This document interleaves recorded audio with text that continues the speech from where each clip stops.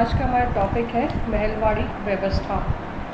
उत्तर प्रदेश के अधिकांश भागों तथा पंजाब और मध्य प्रदेश में महलवाड़ी भू व्यवस्था की नई प्रणाली शुरू की गई।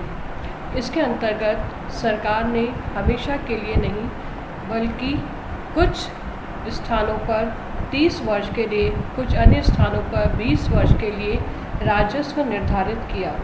स्थायी समझौते के अनुसार यह समझौता अलग अलग ज़मींदारों के साथ नहीं बल्कि सारे गांव के साथ किया गया। इस व्यवस्था के अनुसार सारा गांव सम्मिलित रूप से और गांव का प्रत्येक व्यक्ति अलग अलग रूप से सारे गांव के लगान की अदायगी के लिए उत्तरदायी बन गया। भूमि समस्त ग्राम सभा की सम्मिलित रूप से होती थी, जिसे भागीदारों का समूह कहते थे। इस व्यवस्था के अंतर्गत गांव की ओर से गांव का एक नवाबदार गांव को निश्चित लगान देने के संबंध में हस्ताक्षर करता था। गांव की सम्मिलित लगान में गांव का प्रत्येक व्यक्ति अपने अपने खेतों के अनुसार राशि देता था। अतः गांव का प्रत्येक व्यक्ति जब तक अपनी ज़मीन का लगान देता रहता था, तब तक अपनी ज़मीन का मालिक बना रहता था। यदि कोई व्यक्ति अपनी भूमि को छोड़ देता था, तो ग्राम समाज इस भूमि को संभाल लेता था। इस व्यवस्था के कुछ गुण थे जो इस प्रकार थे।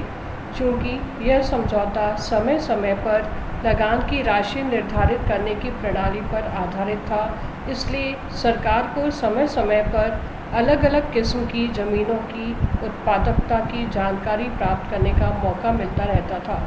लगान की राशि ज़मीन की उत्पादन क्षमता, उसमें उगाई जाने वाली फसलों और उसकी फसलों के मूल्यों के अनुरूप निर्धारित की जाती थी। एक बार निर्धारित राशि अवधि तक चलती रहती थी।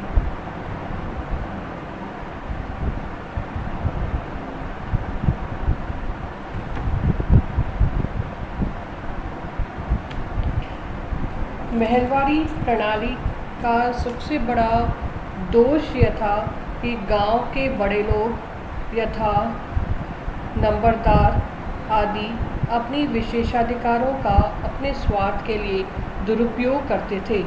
चूँकि ग्राम सभा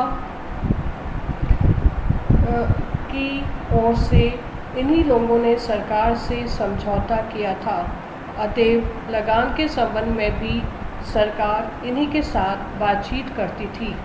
अतः नंबरदार एवं अन्य बड़े लोग सरकार एवं ग्रामीणों के बीच मध्यस्थ का कार्य करते थे। मध्यस्थ गांवों को बहुत सारी ज़मीन अपने कब्जे में कर लेते थे। गांव के छोटे किसानों का सरपंच लोग क्रूरता से दमन करते थे। वास्तविक रूप से छोटे किसानों को बहुत मामूली सा मुआवजा दिया जाता था और शेष संपूर्ण उपज बड़े बड़े मालिकों के पास चली जाती थी। Thank you.